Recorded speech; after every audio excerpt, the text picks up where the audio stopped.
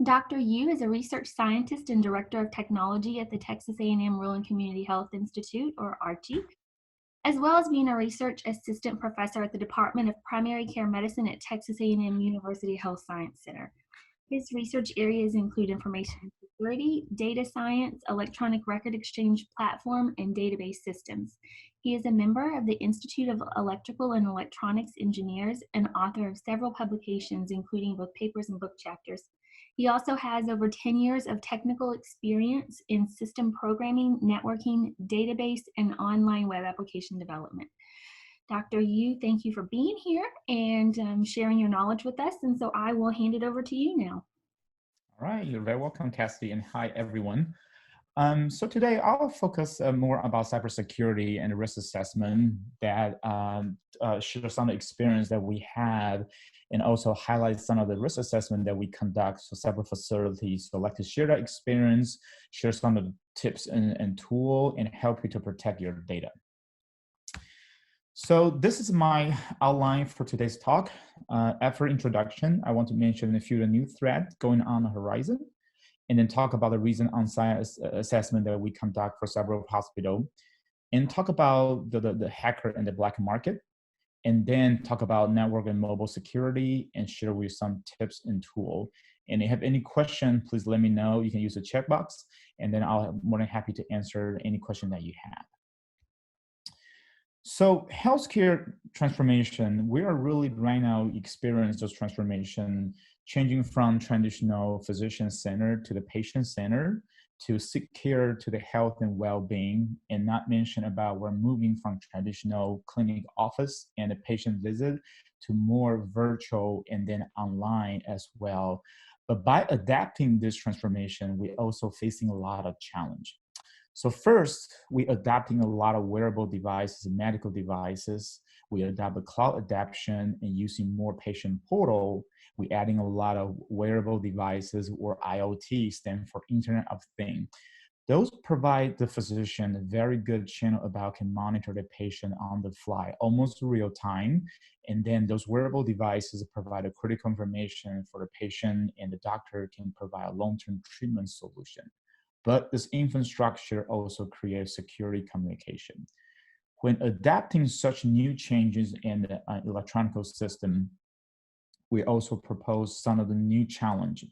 So one of them, this is the first wearable consumer grade devices, Apple Watch Gen 4, several people using that every single day, that we know that there's definitely provides some benefit about able to tracking your heart rate. For one of the example, the EKG, CKG, able to save patients' lives. There are actually several occasions that your wearable device actually able to detect, abnormal heartbeat rhythm and able to notify the provider for early treatment options.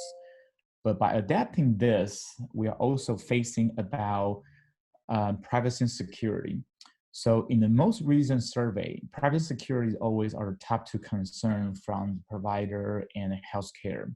It's not mentioned about you're going to impact the patient care, it's actual expense, and you're going to damage your reputation if there's a security breach. But at the same time, there are law and regulation require us to using those protection. So how can we do that are the things that I want to mainly talk today. So I first want to mention a new target. So we see that from time to time, we see healthcare breach, hit the headline from time to time. We see either from insurance company, large healthcare system, or even some of the data processing in between get hacked. And I have a few examples I want to share to you, and also mention about the different way how to get a hack and what is associated fine or lesson we learn from that. So the first one I want to share is a Delaware-based medical hospital. The using advanced database system called MongoDB is not a traditional relational database widely used nowadays because adopting a lot of fast-growing internet technology. But for them, they suffer about a month-long ransomware attack. More than 26,000 about computer and server get affected, and 1.6 million records get breached. This is a typical example that once a facility get hit, for example, ransomware, they usually suffer for much, much longer time because ransomware will affecting one computer and continue scan through the network and affecting one or the other. So the hospital usually won't be able to detect at the very beginning, and then when they notice that one, several servers already been compromised. The next one I want to share is the Mid-Michigan Image Center. So they have more than about 100,000 patient records get breached. But here's what's unique about when you get a breach, there actually local and federal law and regulation request a facility to report to the local to notify about such breach. This particular example, they are late to report this one. So a $500,000 fine is just because the late about such notification to the local media, your local health authority, and the state level. So keep in mind, if this breach happened, you need to report quickly and then timely fashion. But again, this $500,000 fine is not the fine to the breach. It's just about the late to report such event. Equifax is probably most people are aware of that happened a few years ago, that half of the US adult population, 143 million sensitive information was exposed. A company supposed to protect our data, including our name, social security number, date of birth, address, almost your identification information are get breached. And later on, after several months investigating, the researcher find out that this is probably due to 2 security updates that vendor released those updates, but Equifax technician or developer didn't get chance to update this to the server, and causing sometimes we referral, ground zero or zero day vulnerability. So simply to fix that, but this also happened a lot to us. I'm also a developer working several server as well. A lot of time we have a new security update, we often need to be test and ensure it's not affecting the production server before we roll out this to the server. But hacker are able to find in this window before those security vulnerability being discovered, but not yet patched to the server, and taking this particular window and get breached to the database. So we continue seeing, ransomware is becoming the top one concern from healthcare. And we're seeing a trend really starting from probably 2015 all the way till 2020. This is among probably the top one security concern and database breach. And recently, just about a week ago, I actually working with one of the customer having some issue about this one, and we believe they might get a hit as well. And they are also moving not just for traditional health, they're also moving what we call the physical services as well. So Atlanta, Georgia is one example. The ransomware hit the government services, I believe, to the power grid and the water services. And they also make a few other facilities, such as Indiana-based Hancock Health, back to using paper and pen. So imagine we all used to provide from a strong health system, now force the provider using paper and pen, you decrease your efficiency and also probably well able to decrease the treatment quality or the health quality provided to the patient. And we're also see the medical devices cyber harm is actually happen now. It's really not something we see from a movie or read just simply from a newspaper that most people refer to hacker are able to gain control like a peacemaker. Actually, the hacker generally wants to spend their time that affecting a large size of devices, not aiming for one. In order to get control of peacemaker, you need to be very close to that devices. So hacker generally looking for something that connect to the internet. So we're seeing the product recall in a record high, up to 126% in 2018 and 2019. And we're expecting to see probably higher number in 2020. And nowadays, again, like those medical wearable devices, it provides very benefit for the provider able to remotely monitor those vital information. So back in 2018 and 19, about 1 in 4 of those medical devices are connected to the network. Again, 2020 would probably see a higher number. This gives hacker a little more advantage because they are connected to the internet. And once they're able to penetrate the internet, they're able to find vulnerability and eventually control those devices. And I will share more when I talk about network session. So can we kill the patient with computer viruses? It used to be people talk about that again, on the movie set about something, yeah, potentially, can we do it? Can we not? But there's actually a research group released a paper last year about using the Raspberry Pi. Is a $35 devices, just very simple computer, insert to the network, and they're actually able to change and modify the cancer cell image. So they intercept those CT and MRI scans, they inject or remove the lung cancer from the scan results. And they're using deep learning and AI model, and they're able to achieve very high successful rate, about 99% either the injection or 95 about the removal. So how they do it, this is again a high level from the paper. So imagine the patient was sent to taking a CT scan or MRI. Before the image was transferred to the provider or healthcare provider to diagnosis, they're actually on imaging processing in the behind before the image are available. So this particular group are able to insert their computer using a malware to penetrate this particular PACS network and able to change the image. So the result, I want to share it to you here. To compare each set of image on the right-hand side is actually what they achieve on this particular. The left-hand side is original image taken from an MRI or CT scan, but this group of researchers are able to actually inject a cancer cell to the image. And vice versa, they can do removal as well, which means the patient actually has a cancer cell possible, the image detects it, but they're able using AI to learn the nearby image and actually almost like a Photoshop to remove that cancer cell. So what they are able to do, it's possible that you say to the patient, a healthy patient, but they inject this cancer cell image and put this patient into, for example, under surgical procedure.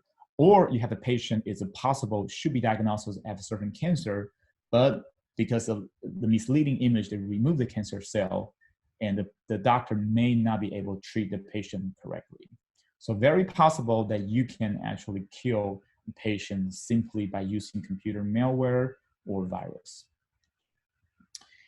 So again, hacker, they also sometimes work really hard. They also take the new technology, the new infrastructure. So they also take the AI as example, using that for machine learning. They're able to find what is the weakest point from the network and try to penetrate that particular devices, and then finding that one, and then want to penetrate a large set of the computer networks.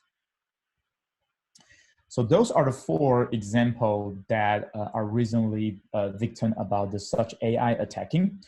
So Nokia, WordPress, and Instagram, again, they're using AI, try to find a vulnerability, either can be user password, can be system vulnerability, or again, they're using AI to search for broader internet information and find what's people talking about, what is this vulnerability, and using that one as advantage and penetrate the system.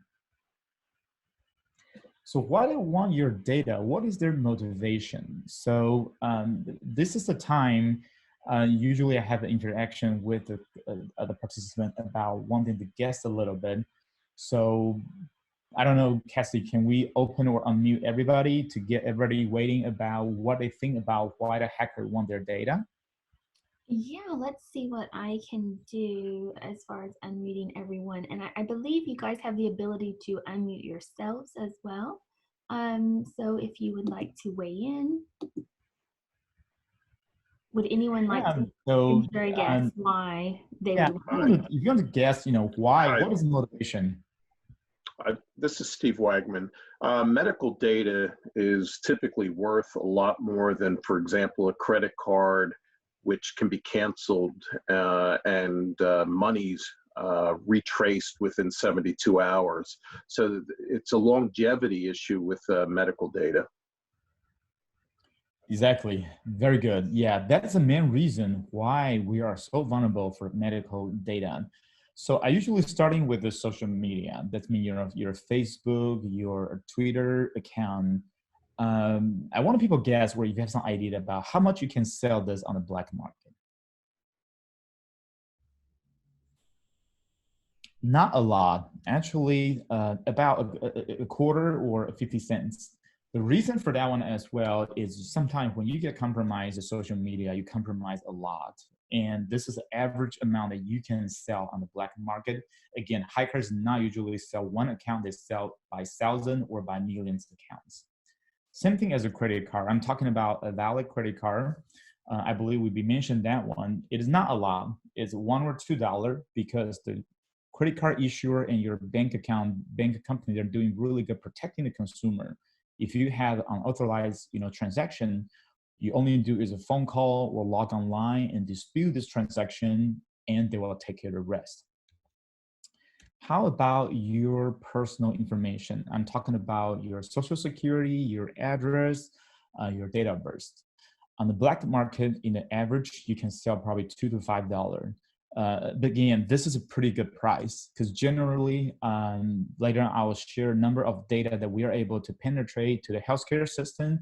You will get millions of information at a single breach. So imagine that 1 million record times 5, you can probably sell $5 million just one single attacking.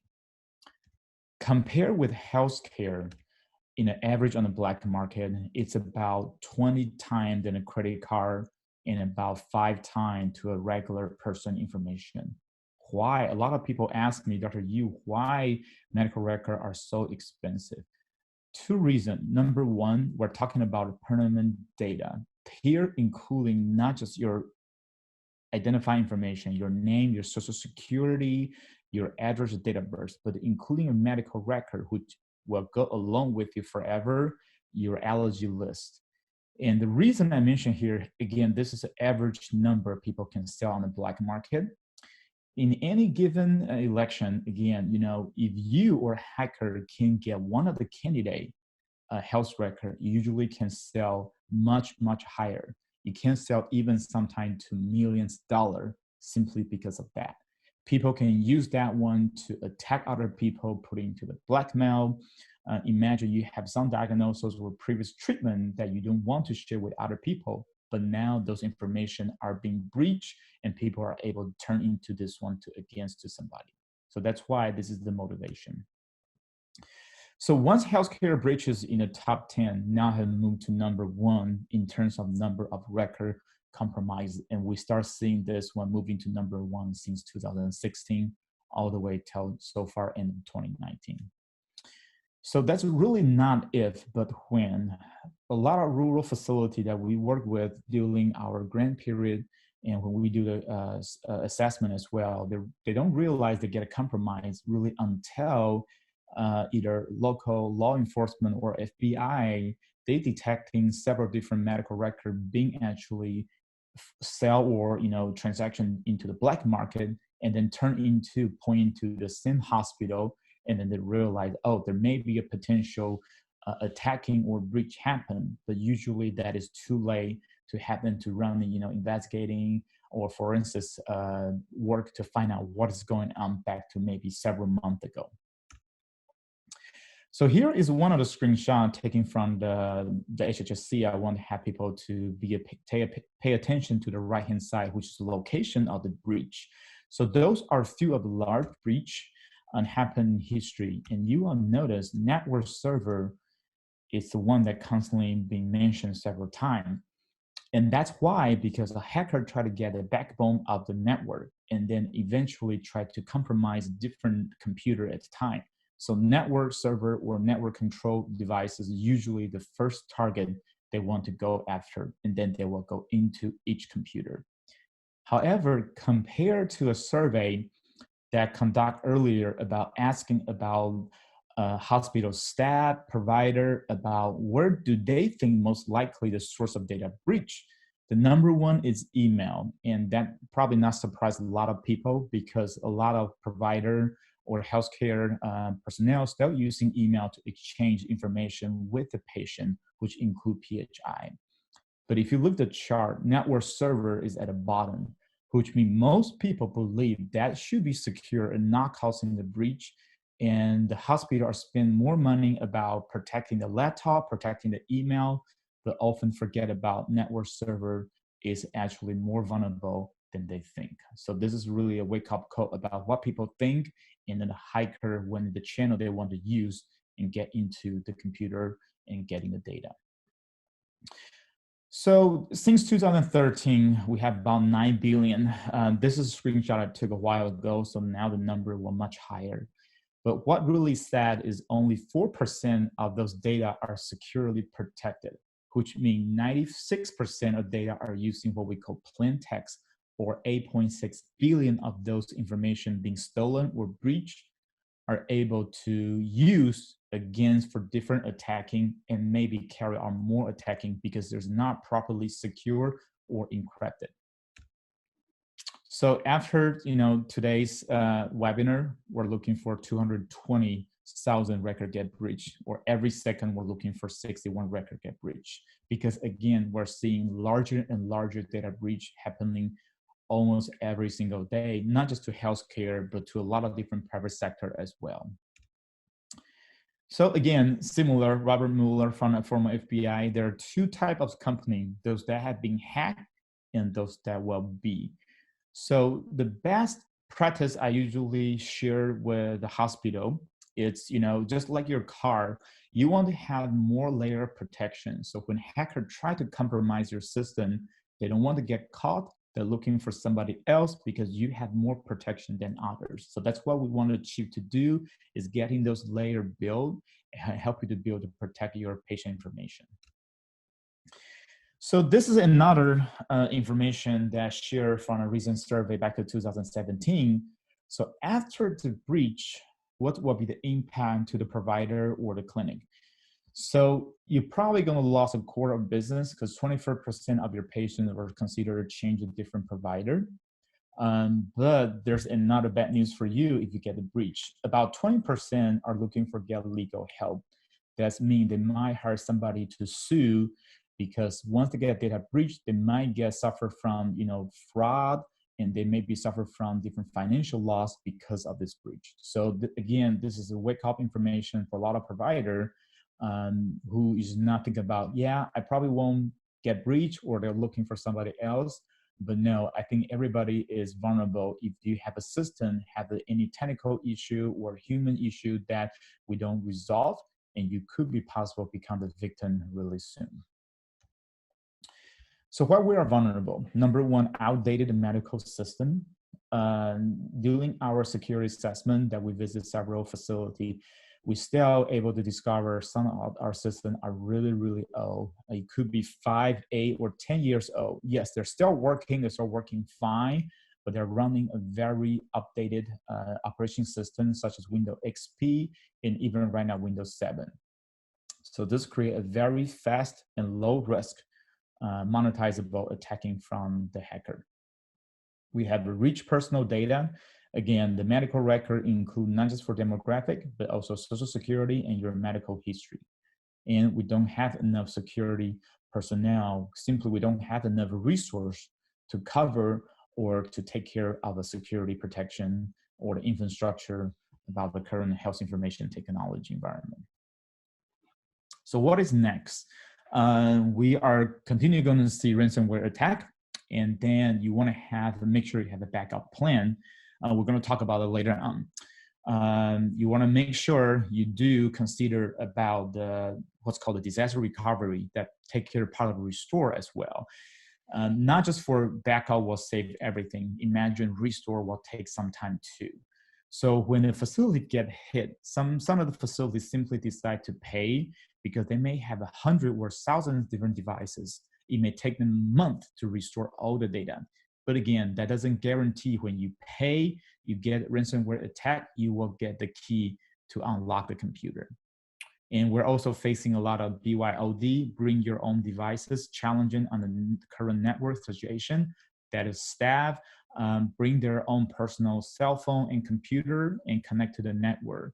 Because those devices generally not controlled by the IT, they may not have the latest update being patched to the computer and create a different vulnerability and a weak point for the whole security system. And make sure you have something to a remote wipe down. That's one of the options on most of the mobile phone provide nowadays, that you can actually remote wipe down if you believe you have a devices is no longer in your possession. So what is next? Again, we're going to see, complexity and risk regulation work together.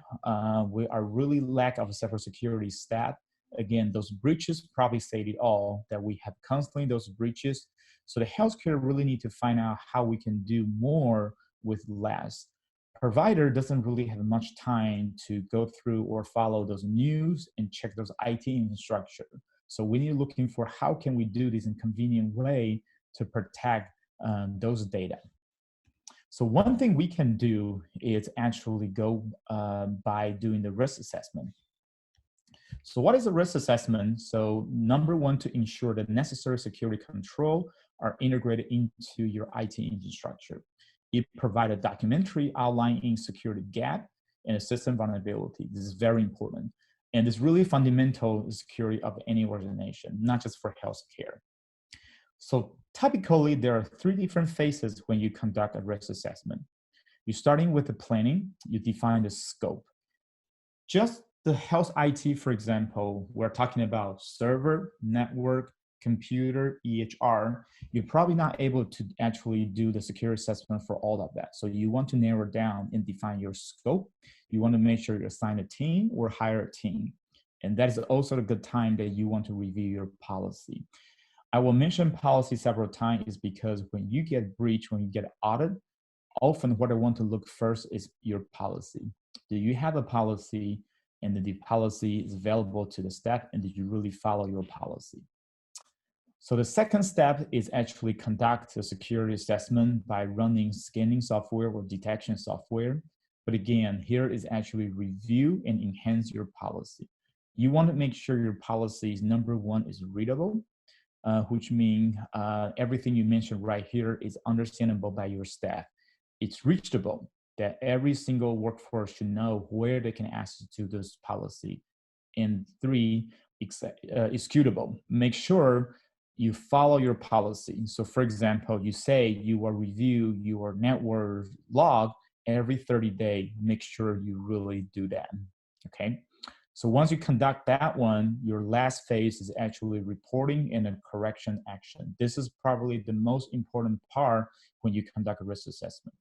So you document your finding and you prioritize all the issue based on two factors, likelihood and the impact. Likelihood is, how likely this will happen to your facility. And when it happens, how much impact it will cause to your facility. Using those two factors to prioritize different issues and then plan for the correction. So conducting a risk assessment is really only part of that one. The most important is plan for correction. How are you going to correct this issue? Did you able to assign a person to lead on that one and able to continue to fix that issue? And then the last thing is update your policy based on your finding. So there are three different typical ways, or maybe four, that you can conduct your risk assessment. The first part is the Q&A assessment. That's probably the most common way that you can download online. That lists a lot of different questions, either on paper, you can print it out, or you can conduct online. Or you can actually hire a professional person to do remote evaluation, that a person will remote into your network and conduct some of the scanning. Or you can do what we call on-site walkthrough. That's mostly, we work with our client, that we will have a team arrival on the site for the facility and using all the tool, equipment they have to go through every single thing in the hospital.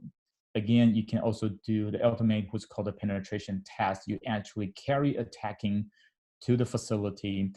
Generally in healthcare, that you will name a particular patient. For example, Mickey Mouse. You adding this patient into the system, and you are testing the team. Can they running a penetration and even attacking by end of the day? Can they get this Mickey Mouse medical records? If they can get that information, that means they're finding a way and able to penetrate the system. This is one example that when you hire somebody to do the online or on-site scanning, you will receive a report that show you how many different vulnerabilities that you have. Again, this is just a screenshot I shared that with you. This is mainly for IT people, so they can go through from critical, severe, or moderate. They will make out a plan, and this information will help the IT people how they can actually go through this report and making a plan to secure their system. I also want to share some of the finding during our risk assessment, and a lot of people not aware this particular vulnerability. So the first one that is related to all-in-one printer that a lot of facility or even home office or office using. When I say all-in-one, that usually combined with printer, scanning, and fax machine, right? So the machine have certain function that, for example, when you run out of the paper, you have a new fax coming in. So the machine will actually store into internal storage. And when you feed more paper, it will print it out. So that actually temporary or permanently, you have potential information stored in that particular devices. And this function I want to share that with you here is what we call the text document forward. It may surprise you. You might want to check the equipment that you use. You maybe find out you have this feature turned on as well. So what does this feature do? It actually allows the people to log in to these devices and turn on this forward document, which means if this particular all-in-one devices receive a print job, a fax, or scanning, you can forward this copy of document to email or online storage. So this is actually one of the facilities when we conduct on-site security assessment. Printer all-in-one printer is usually our favorite. Usually we go into that one, and most of the people never change the default password. So that's allowed us to log in as an administrator and turn in this feature. And once we turn on this feature, again, they have any medical record, they scan, they print, or they fax, we will get a copy, simply turn on the forward to my email. So this is one of the functions. We just wait right there. By end of the day, we share with them how many actually PHI we can get into that one. And keep in mind, if you have a hacker getting into access to internal network, this is very easy for them to actually log into this printer and get all the patient information. So if you have a printer or all-in-one that you believe you may have similar function, number one, you want to make sure change the administrator password. And number two, you might want to consider disable this function. Secondly, is similar to that one, that when you purchase a printer to deploy, particularly this is a Dell model, but this is actually available for almost all the model that we see on the network printer. They have all this feature that default turn on because the vendor does not want to have the user feel frustrated about you want this feature or you need to go to login and turn on. By default, they enable those features. But this gives the hacker very good opportunity by different channel. Both FTP, file transfer protocol, ASMB are file transfer protocol. When the printer had this one turned on, basically it tells the network it will accepting such protocol. So if a hacker get the right credential, again, most people never change the default password. So they're able to log in and get access to the internal drive. This is also one of our favorite as well. Once we see those printer, we're able to almost guarantee we're able to get part of the PHI and able to show to the facility how easy you can get a data breach. So those are two I want to share. Network penetration as well.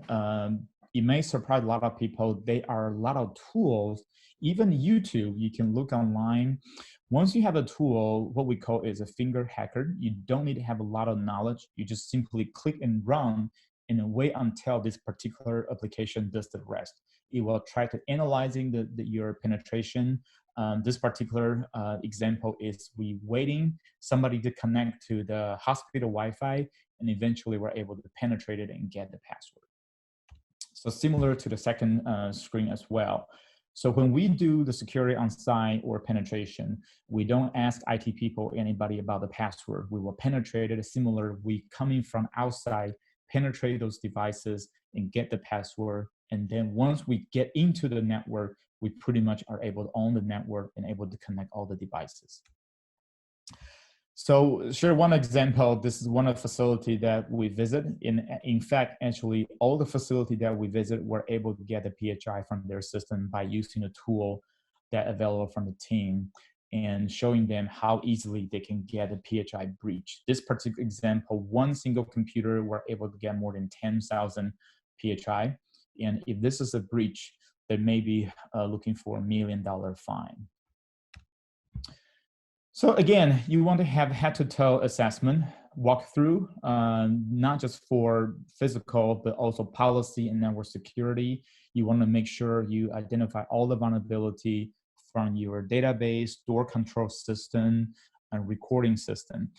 I mentioned a door control system because this is the one that we generally finding the weakness on that one. We're able to control the door control system, which means that we're able to open certain door.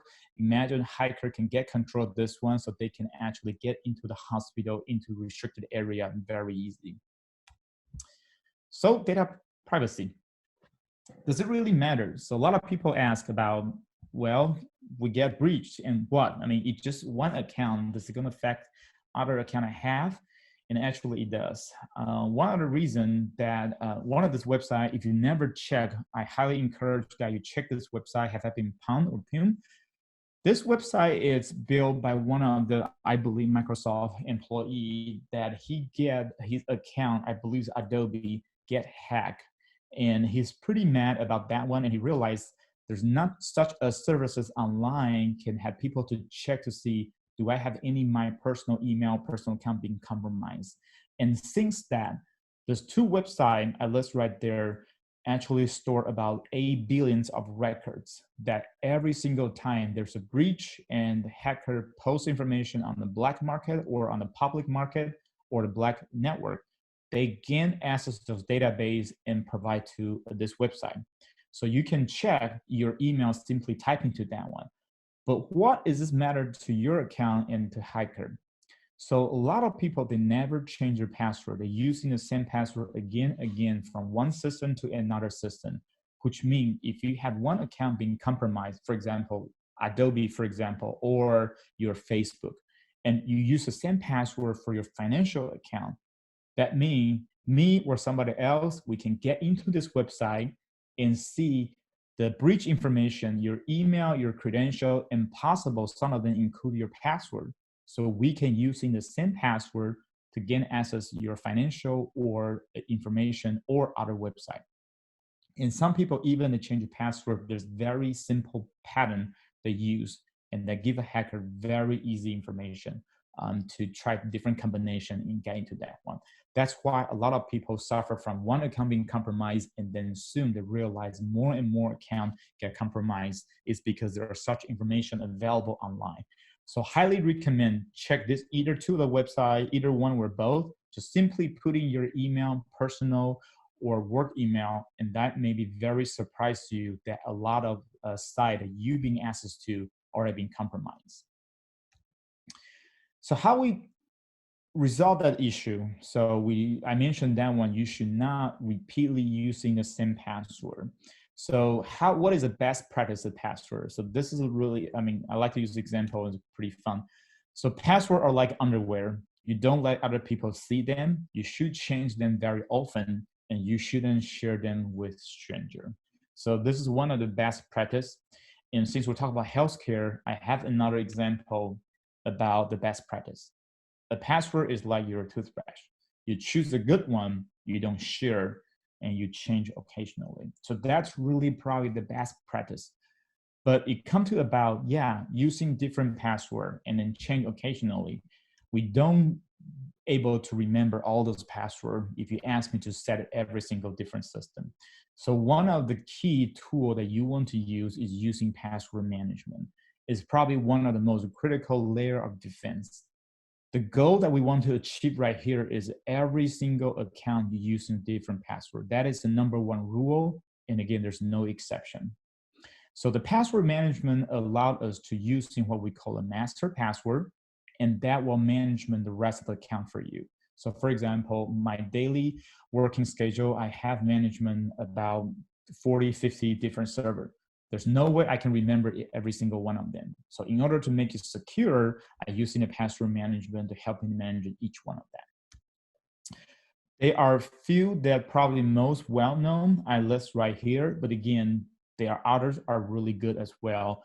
LastPass, KeePass, OnePass, there are few. So you don't need to have a good memory. You can use a strong password and then provide you management, and some of you even provide a mobile solution as well. So if you have a password to even personal, financial, or work to access PHI or sensitive data, highly recommend you start using password management and help you to achieve more secure protection to your credential. And two-factor authentication, I think nowadays probably most people are familiar with that one. That sometimes when you log into the system, you will push to your phone that you are using either tab or enter some number. So password is something you know, but easily get compromised. People can, pick to look at when you type the password, we're able to guess. But this particular cell phone or additional factor is something you have, which means you need to have your phone in front of you in order to see that, able to log in some system. But nowadays, a lot of financial system, hospital information system are adding two-factor authentication. So if you believe you have sensitive data and you have not yet enabled the two-factor authentication, you might want to check your IT to see if something they can do to adding again another layer of protection. So make sure you lock your phone. When I mentioned that one, several talk, and a lot of people are instantly coming back say, I don't have any PHI, I don't have any sensitive information. Yes, that may be true. You do not have direct storage of PHI, but imagine this or think about this. Nowadays, when you lost your password, when you cannot remember a password, you do a password reset. What is next? You receive an email to reset the password. So the number one thing really when hackers try to gain access to the phone, they want to is access your email and go through your email and realize, oh, you have access service this, service that, and they request password reset. And since they're holding your phone, they can get a reset link, they can change your password and then change your email. And that by then you're no longer able to control that one. So yes, your phone does not have PHI, but your phone does provide a resource or link that able possible connect to the PHI. So I want to make sure you lock your phone. So I want to talk about a little bit phishing. So we talk about, hack system and hack people, but really the professional hacking the people. The reason for that one, people information give you access more infrastructure. So imagine you spend a lot of time hacking into a system, good, but there's no way that we can guarantee the system include information we're looking for. It could be, for example, a network server that does not have any PHI or data that we're looking for.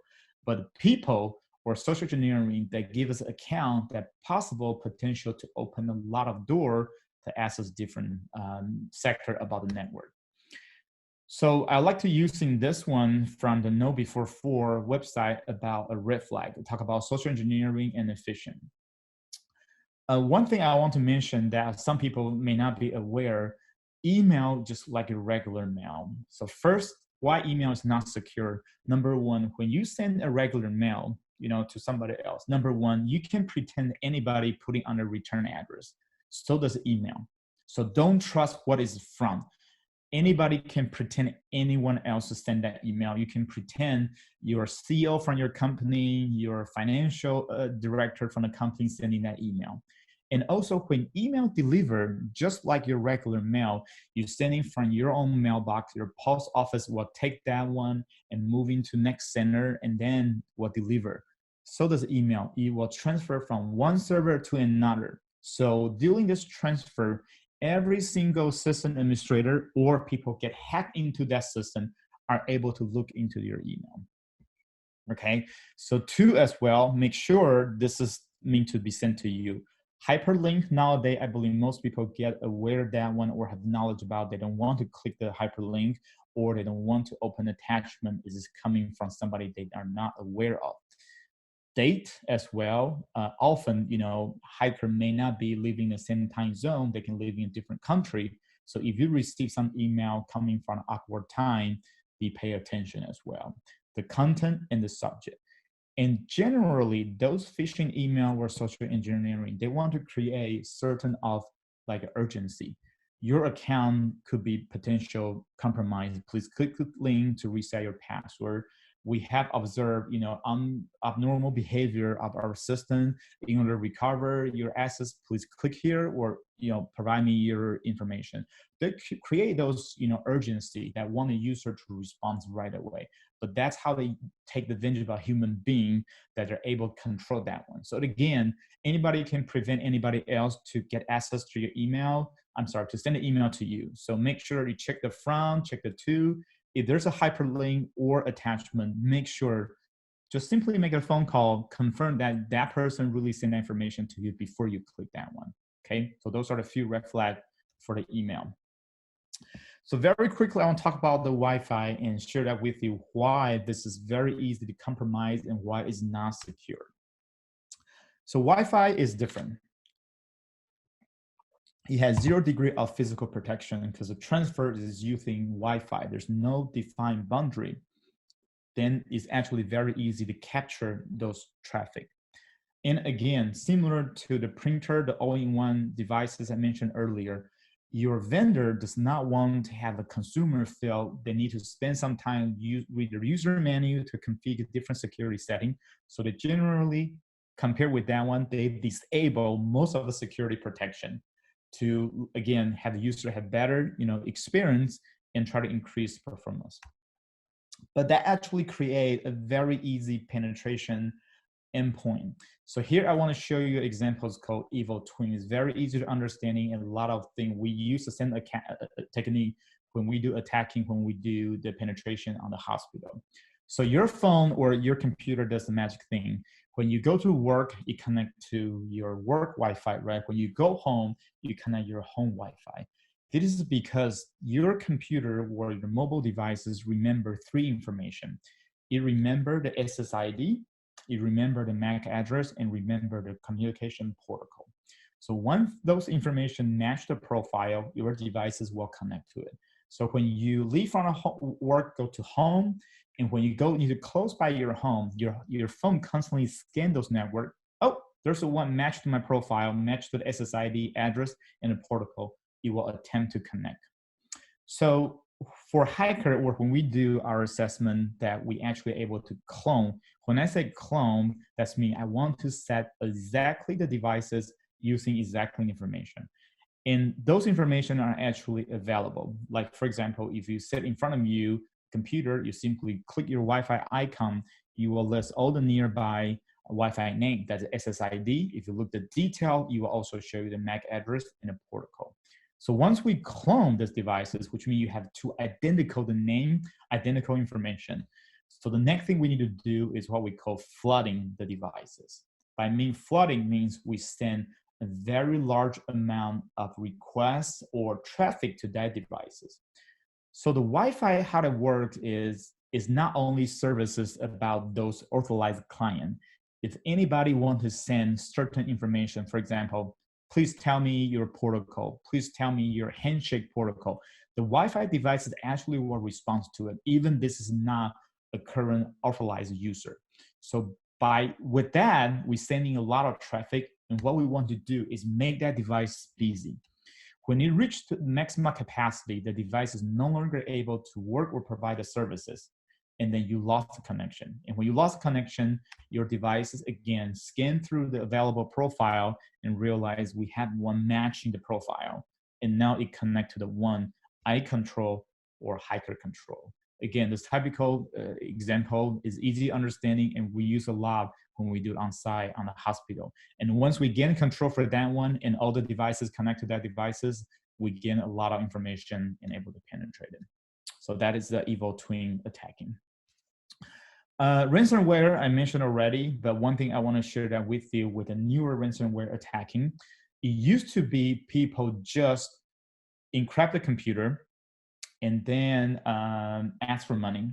But nowadays, they actually, before they encrypt the computer, they will scan through all your computer. If they realize you have PHI, you have medical record, you have sensitive information, they will actually ask more money because they know if you don't pay, they are going to publish those information to the public website, and you are forced to actually under the breach, and you're able to notify the local and the state and federal government, and then also suffer from the fine as well. So Jocelyn Samuel from the Civil Rights of HHS talk about one of the biggest current threat to the healthcare information privacy is a compromise of integrity and available data caused by cyber attack, such as ransomware. So that really tells you what is the degree the ransomware able to achieve. It's not a very complicated attacking, simply just some backdoor or virus about encrypting your data, but without able to access the data, we're not able to run the electronic health record, we're not able to provide a treatment, and simply because the healthcare, we have vulnerable data. So that's why we're becoming a target about ransomware. So 2020 cyber attacking trend, we're going to see more about attacking. And then due to the leak or different data breach happening in the past, we're probably going to see ransomware in the cloud because a lot of servers are moving to the cloud. And also I mentioned earlier, AI power related to hacking as well. Again, we're going to see in cyber physical attack, not just for software or infrastructure. We're looking for physical electrical grid, gas water system, transportation, and very possible hacking the election for election year and voting system as well.